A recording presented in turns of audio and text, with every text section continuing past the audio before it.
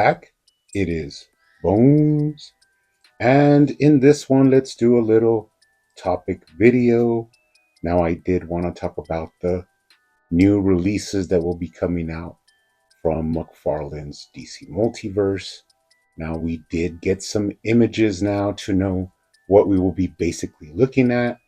And these will be put up for pre-order tomorrow, February the 16th. Now, hopefully, this will give us time to decide if these are worth picking up or not. And luckily, these will be a standard wide release. So everyone should have an opportunity to pick these up.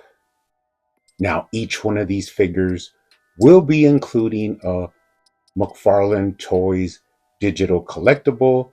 And although we'll get into that later on, I wanted to first take a look at each figure individually and analyze them and see the good and the bad. Now, first up, we do have a classic Hal Jordan. Now, although this one is reusing once again the Blue Beetle and Booster Gold Buck, it definitely does have the look of a classic Hal Jordan and will be a must-have for your classic collection.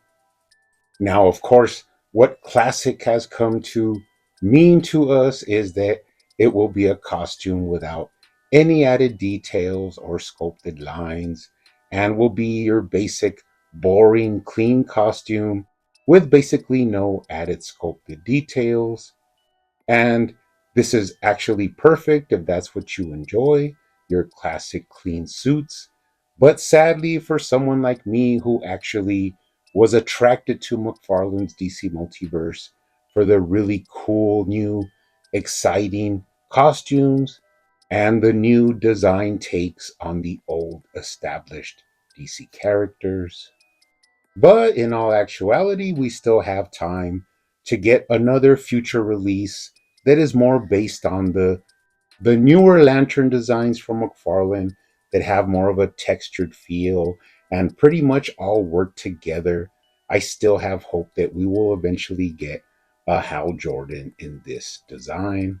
But in the end, I am actually a disgusting completist, and I actually enjoy both classic looks and new alternate looks. And not only do I enjoy both versions, but I actually thrive on it for my complete collection. Now, aside from the reuse, this figure actually has a lot going for it. You have that distinctive, quirky Hal Jordan head sculpt, which I am really enjoying. Great classic suit design and color scheme. I am really loving the way that white is popping off of the costume. Plus, I do have a feeling that we will be seeing at least, 4 sets of alternate hands. And basically, at least we should be seeing a couple of alternate options for hands. So, all in all, this is a really awesome classic Hal Jordan release. Now, up next, we actually have an unmasked Bruce Wayne Rebirth Batman.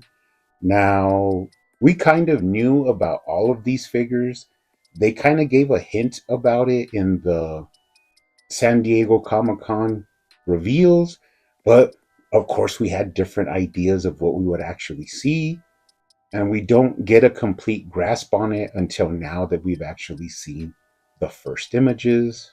And although this is not my favorite Batman body, because of course he is the shortest in the entire DC multiverse, I am actually a fan of the costume design and the actual color scheme that they went with, which is a brighter blue and gold, kind of giving him a sort of regal look and feel.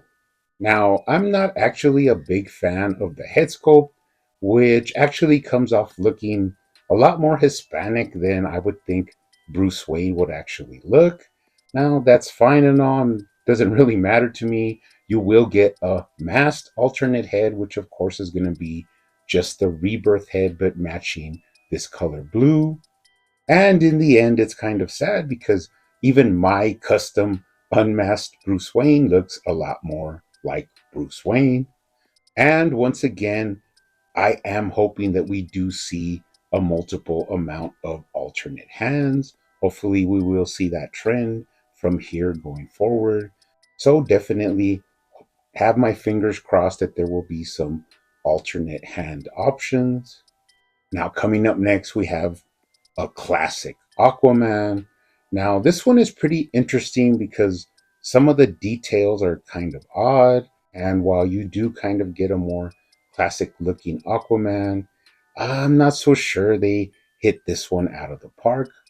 Now, first off, they are reusing the same Endless Winter Aquaman Buck.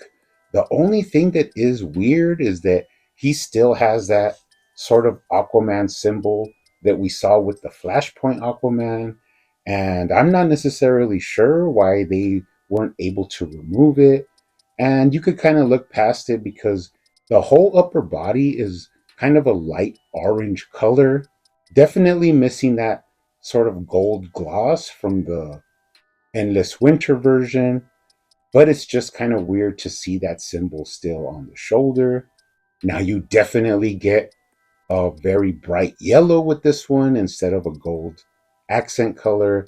And even the trident is in this same, like, crazy candy yellow. The trident comes off looking pretty delicious. And of course, in the lower body, you get more of a lighter green. Now, as I said before, these colors kind of come off more of an old traditional classic Aquaman colors and less of a modern color scheme. So they are trying to go for a classic look, but I just don't necessarily think they hit the mark exactly.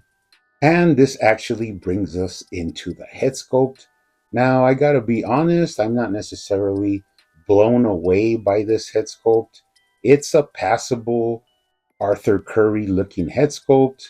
Sadly, once again, I think my classic Aquaman version looks a lot better than this one. But I do think that the wavy hair that they added to make it seem like he's underwater is a really nice touch. Now, they did say we will be getting an alternate head for this figure as well.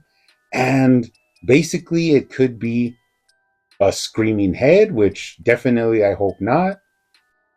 Now, it could be the same head sculpt, but with a short hair, just normal, not underwater effect hair, which would actually kind of make it look a lot more like your traditional Aquaman.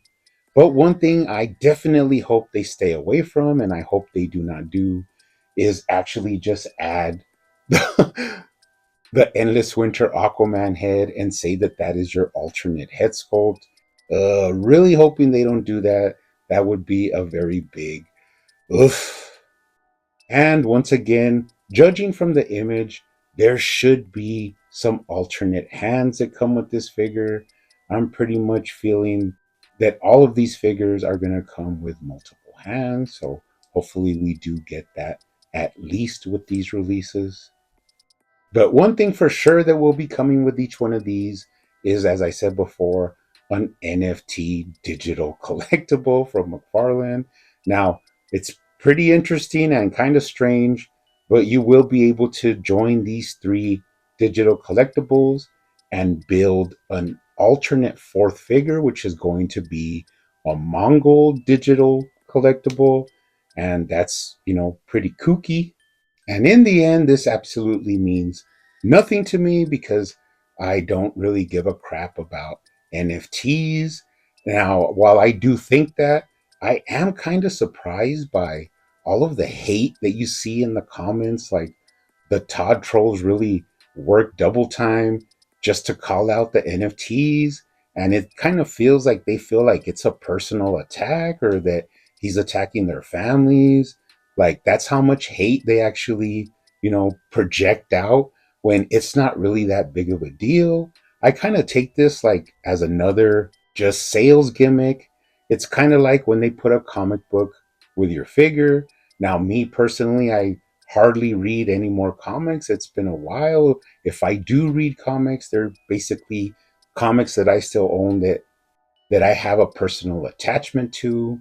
and that's very rare. So when I get a comic now, I just get it and put it in a box and put it away, and that's basically how I see an NFT. If it comes with the figure, what I really want is the actual 7-inch figure, and the NFT is just something that I really don't have any interest in. Basically, just like I said, the comic books that they give away, don't really have any interest in them. But what I actually do have an interest in is if McFarlane can find some other avenue or another way to make money for his company, then I am actually all for it. Reason being because it benefits the company as a whole. And in the end, that money can be used to actually help produce what I actually love, and that is the 7-inch DC Multiverse line. Just like the recently announced partnership with McFarlane and Universal, I don't know what that's going to entail. I mean, doesn't, I'm open to whatever they, you know, produce. But you, once again, you had the worms in the comment section putting down that as well and saying that why do we want crappy McFarlane figures from Universal? Uh, to me, it just doesn't make sense because I have said this before, and that is like, I'm not a big Harry Potter fan, or I've never even really watched the movies or have any interest in it. So that's fine because I know that it has its own big fan base. But one thing I will never do is I will never waste my time or my emotions and go into like some sort of comment section and say, oh, you guys are a bunch of Dunkeldorf, freaks and geeks, and you guys are stupid. I would never do that, even though it's something that I don't enjoy. I know that people enjoy it. So why do I go and, basically rain on their parade or like, try and bring them down? But I have a feeling like other people don't have that same, self awareness where they don't understand that whatever they enjoy or they like, other people are not going to feel the same way. So they just have a burning desire to go and spread hate and try and insult other people for what they enjoy and what they collect, and that's just something that I will never do. Now interestingly enough, you also see the flip side of that coin, and you see comments where guys are like, NFTs are the future. And if you don't understand this or you don't get it, then you're going to be stuck in the past because NFTs are really valuable. And I'm just like, all right, settle down, Beavis. Like, that's fine for you, but I'm just never really planning on getting into digital collectibles. It just doesn't interest me. But if that's what you like and you're willing to spend your money on it, then by all means, have at it. Now, one of the biggest questions we are going to have with this wave is actually going to be the price point because, as we know, we have been sort of caught off guard and shocked by some of the price hikes. I mean, in the end, it has really not been that bad, here and there, but it has gone up slightly a little bit. So it does bother me and does have me interested to finally see how much these are going to go for. Now, personally, I have a feeling they're going to be probably between 25 and 30. And I definitely hope that they do not think that the NFT should affect the price at all, because I know people are going to look at what the figure is, how it looks, and the accessories, and that's going to drive what they really are willing to spend than any NFT that is offered by McFarlane. Now, as I said, these are going to be a wide release. So I hope everybody, is ready. Make your choices. Pre order the ones you want. Don't pre order the ones that you don't want. And it's not going to affect you really because this isn't a real collect to build wave, but they're still not going to be released for a while. So this actually gives you time to decide if any of these are actually worth it for the price that they are eventually asking. But I do hope that everybody chooses wisely. So, anyways, guys, hopefully these figures are released and they meet everybody's expectations and everybody's happy to add them to their collection. But you guys keep hunting out there, keep collecting, keep customizing, and I will see you on the next one.